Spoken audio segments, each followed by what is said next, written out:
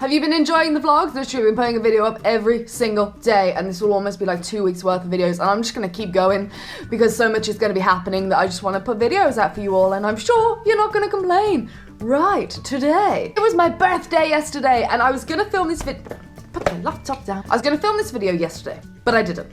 Because it was my birthday. And it's like lays in the sun, and then Scott came home, we drank beer and played Scrabble, you know, for the good times. And I kind of wanted to go over 25 things I've accomplished by 25. I didn't know really what to include. I realized there was so much I've ticked off my bucket list and a few very deep and emotional things. Let's start this video how we should, with a big shout out to italki. One of the things that actually isn't on my list is being able to speak a language fluently, and I'm pretty sure that was on my bucket list. If you would like to start learning a language and, you know, be a better person than I am and actually speak fluently in a different language, as you know, I'll always hook you up with the link down below.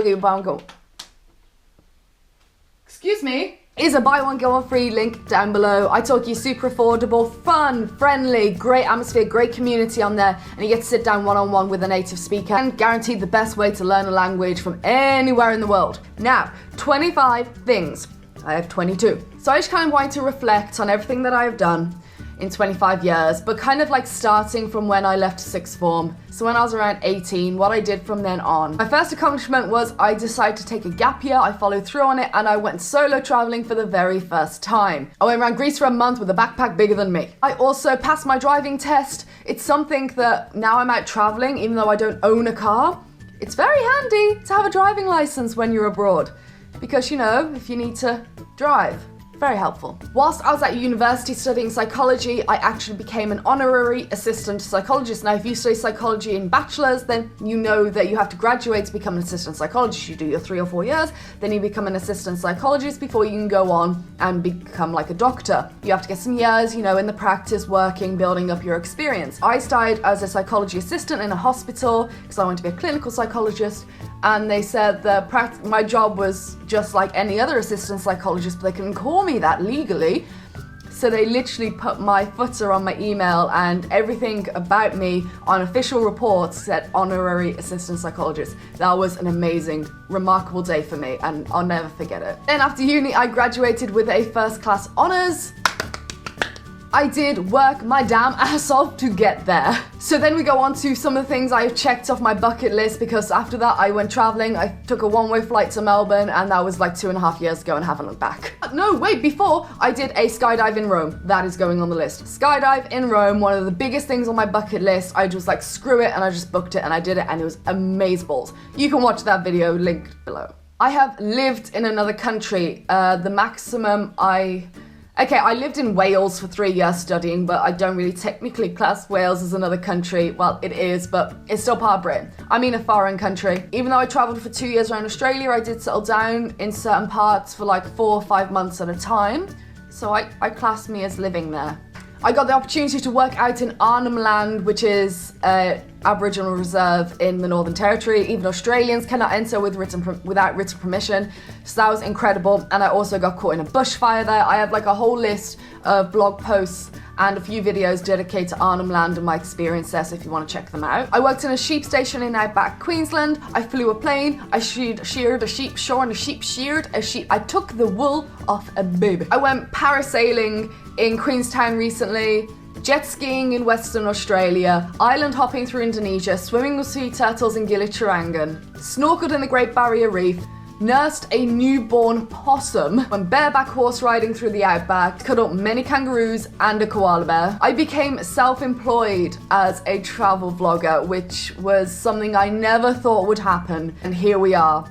Like, the biggest dream I never thought I had has come true. And from that, I became a full-time nomad 2.5 years ago. No, a little less than that. Just over 2 years ago, I set off to travel, and I haven't returned. Another big achievement was I pushed away from the things I thought I wanted in life. And that was so critically important. I fell in love a few times, and this time happens to be the best time. The real time. The time where I think I found the person I will be with forever. Enough of that soppiness. So that's 22 things. I created this list and I picked from things that I always wanted to do. For example, parasailing, swimming with sea turtles, skydiving. Those are all things I really wanted to do in life when I was young. And I've done them. The final 3, I'm just gonna chat and maybe we'll figure out what the final 3 are. Oh, I got one. I made my dream a reality of traveling the world. And that's something I want everyone to be able to say. Whatever your dream is, it doesn't have to be traveling the world or going for like a trip as long as I have, which is quite extreme. Whatever it is, sit down and just make it happen. Because you can sit there all day with a million excuses. Do you want to go to your deathbed blaming everyone else or everything else for the reason that you are miserable in your life and that you are not making your dreams come true? This is your life. Nobody ain't gonna be doing this stuff for you. You've got to go out and get it. And I understand a lot of people are in a situation where it's hard. Trust me.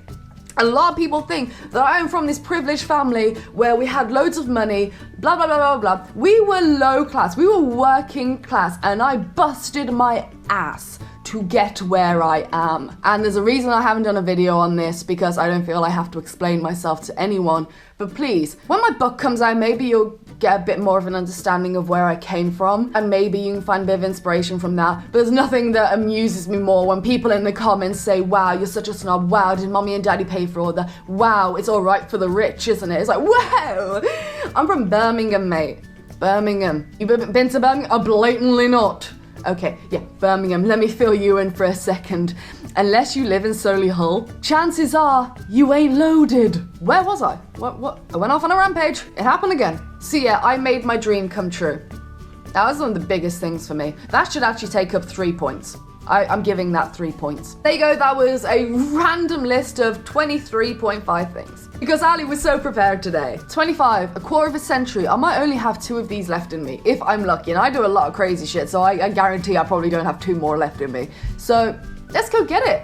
What are you doing today? Are you doing something you love? No. Are you going to change it? No. Then don't complain about it. Let's all do something we love today. Whether it's getting a latte, watching a sunset, cooking a bird with a stick, whatever it is. Don't do the last one. That's mean. Whatever it is today, I want you to go and do something that makes you smile. Anything. And then sit down and think, am I doing what I really want to be doing right now? And things aren't going to change overnight. But are you actively putting something in place to change it? Okay, so there you go. I'm not going to ramble on any longer. If you have been enjoying the vlogs, if you've been enjoying more videos of me, then please let me know, because sometimes I feel I do too much. Like I'm putting too much out there, and that's ridiculous. It's my channel, I can do what I want. It's just I have so much footage right now, and I've worked on so many projects, and I just want to get it all out there. So if that means you get 1 a day, and then we go back to 2 a week, I don't know.